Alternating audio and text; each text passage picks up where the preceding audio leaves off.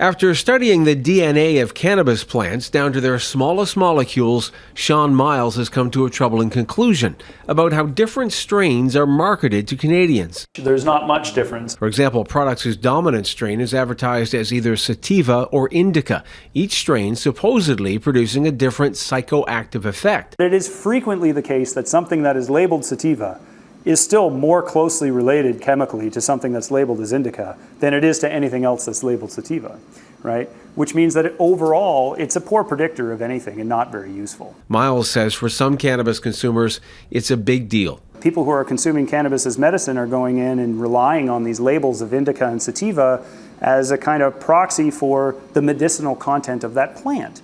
And we've demonstrated that it's not a good predictor of those elements, and so that's particularly dangerous.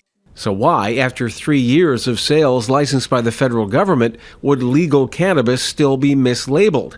The group that represents more than 700 licensed growers in Canada suggests it's a lingering effect from the illegal cannabis market. License holders were able to bring, on a one-time basis, bring plants over from the illicit world where perhaps the naming and such was was more of a trend and less of a scientific matter.